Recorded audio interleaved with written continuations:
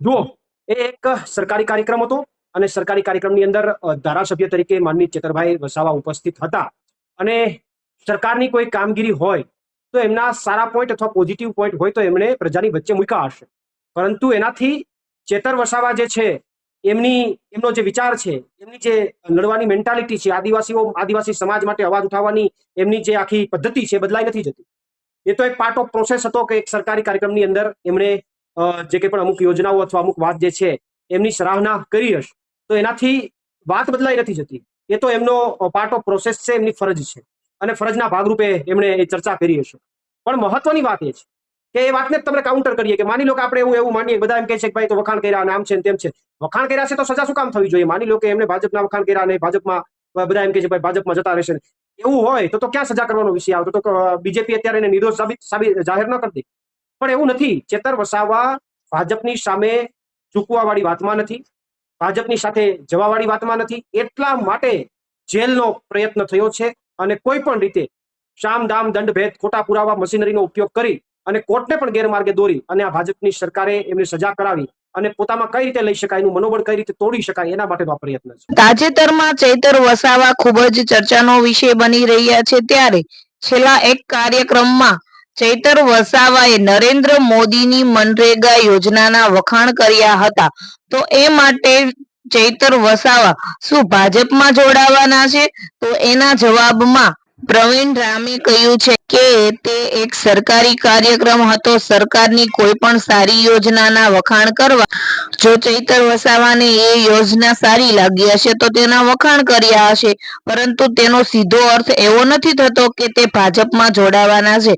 જો એ ભાજપમાં જોડાવાના હોય તો ભાજપ વાળા તેમને જેલમાં ન નાખે, તેના પર કેસો ન કરાવડાવે. આવું કહીને પ્રવીણ રામ ચૈતર વસાવાનો બચાવ કરતા જોવા મળી રહ્યા છે. સ્વાગત છે તમારું જાગૃત નાગરિક ગુજરાત રાજકારણમાં. ચૈતર વસાવા અને તેમની પત્ની સહિત અન્ય 7 લોકોને સજા કરવામાં આવી છે, ત્યારે ચૈતર વસાવા માટે પ્રવીણ રામ હવે મેદાને આવ્યા છે અને ભાજપ સરકાર ઉપર આકરા પ્રહારો કરી રહ્યા છે.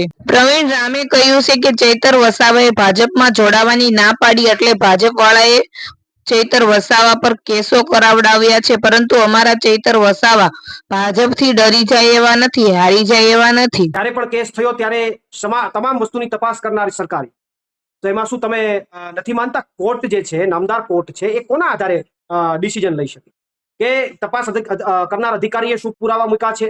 સરકારી માની લો કે પુરાવાઓ સરકારી કોઈ રીતે એમને સાક્ષીઓ ઉભા થઈ જાય સરકારી, તો શું ન થઈ શકે? આખી વાત જે છે એ ઊભી કરવા વાળો અથવા એની તપાસ કરનાર કોણ? તો કે સરકારી અધિકારી. એને રજૂ કરનાર કોણ? તો કે સરકારી વકીલ.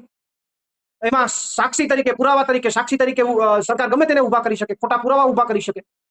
તો જે કંઈ પણ થયું છે એ બીજેપી દ્વારા એક ષડયંત્રનો ભાગ છે અને એટલા માટે છે કે તો ઘણા બધા ભાજપના નેતાઓ છે જેની ઉપર અનેક કેસો છે, કેમ કોઈ દોષિત જાહેર નથી થતું? કેમ કોઈને સજા નથી પડતી? હાર્દિકભાઈ પટેલ ઉપર કેસ હતો, નિર્દોષ સાબિત થઈ ગયા. કઈ રીતે થયા? જો બીજેપીનું આમાં ષડયંત્ર ન હોય તો. એવા તો અનેક તમે ભાજપના ઢગલાબંધ, ડઝનબંધ ને એનાથી વિશેષ વધારે એક સાથે હજારોની સંખ્યામાં ઢગલાબંધ નેતાઓ ઉપર કેસો છે. કેમ એક પણ ભાજપનો નેતા છે દોષિત જાહેર નથી થતો?